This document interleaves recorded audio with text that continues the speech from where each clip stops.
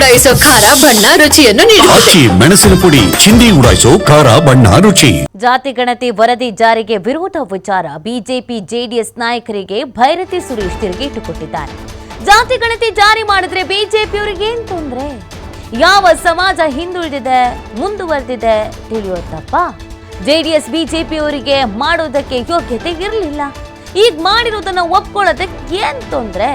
ಆರ್ಥಿಕ ಶೈಕ್ಷಣಿಕ ಪರಿಸ್ಥಿತಿ ಯಾವ ರೀತಿ ಇದೆ ಹೇಳೋದು ತಪ್ಪ?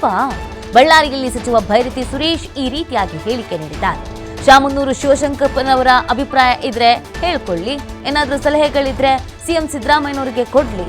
ವರದಿ ಪಾಸು ಫೇಲು ಮಾಡುವಂಥದ್ದು ಸೆಷನ್ನಲ್ಲಿರುತ್ತೆ.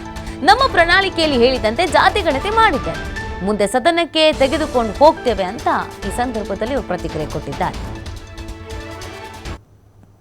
ಮಾಡಿದ್ರೆ ತೊಂದರೆ ಏನಿದೆ? What is the problem? ಏನು ಸಮಸ್ಯೆ ಯಾರಿಗಿದೆ? ಯಾವ ಸಮಾಜ ಈ ಸಮಾಜದಲ್ಲಿ ಹಿಂದುಳಿದಿದೆ ಮುಂದುವರೆದಿದೆ? ಅವ್ನು ಏನು ಕೆಲಸ ಮಾಡ್ತಿದ್ದಾನೆ, ಅವನಿಗೆ ಆದಾಯ ಏನಿದೆ, ಅವ್ನು ಕೂಲಿ ಮಾಡ್ತಾವನ, ಆಫೀಸರ್ ಆಗವನ, ಜಮೀನ್ದಾರ ಆಗವನ ಅಂತ ಸಮಸ್ಯೆ ಏನಿದೆ? ಇದರಲ್ಲಿ ರಾಜಕೀಯ ಏನು ಬಂತು? ರಾಜಕೀಯ ಮಾಡ್ತಾ ಇರೋರು ರಾಜಕೀಯ ವಿರೋಧಿಗಳು.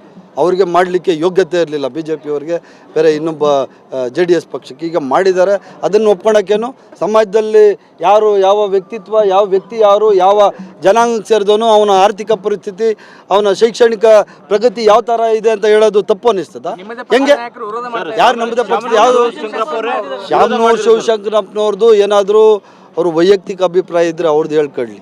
ಶಾಮನೂರು ಶಿವಶಂಕರಪ್ಪನವರು ಹಿರಿಯರಿದ್ದಾರೆ ನಮ್ಮ ಪಕ್ಷದಲ್ಲಿ, ಅವ್ರದ್ದು ಏನು ಇದೆ ಅದು ಸಲಹೆಗಳನ್ನ ಸಿದ್ದರಾಮಯ್ಯ ಸಾಹೇಬರು ಕೊಡಲಿ. ಇದು ಎಲ್ಲ ಸಾಮೂಹಿಕವಾಗಿ ಎಲ್ಲ ಮಂತ್ರಿಗಳು ಒಪ್ಕೊಂಡಿರುವಂಥದ್ದು, ಶಾಸಕರುಗಳು ಒಪ್ಕೊಂಡು ಮಾಡಬೇಕಾಗಿರೋದು. ಸೆಷನಲ್ಲಿ ಇಡ್ತೀವಲ್ಲ, ಪಾಸು ಫೇಲ್ ಮಾಡೋದು ಸೆಷನಲ್ಲಿ ಇರ್ತದೆ. ಇದು ಜನಗಳ ಅಭಿಪ್ರಾಯ ತಗೊಂಡು ಮಾಡಿರೋದು. ಹಂಗಾದ್ರೆ ನಾವು ಜಾತಿ ಗಣತಿ ಮಾಡಲೇಬಾರ್ದಾ? ಜಾತಿ ಗಣತಿ ಮಾಡಲೇಬಾರ್ದು? ಹಂಗಾದ್ರೆ ಯಾರು ಯಾವ ಪರಿಸ್ಥಿತಿಯಲ್ಲಿ ಇರ್ತಾರೋ ಅದೇ ಪರಿಸ್ಥಿತಿಯಲ್ಲಿ ಇರ್ತಾರ? ಇದರಲ್ಲಿ ಜಾತಿ ಗಣತಿ ಮಾಡಿದ್ರೆ ತೊಂದರೆ ಏನಿದೆ?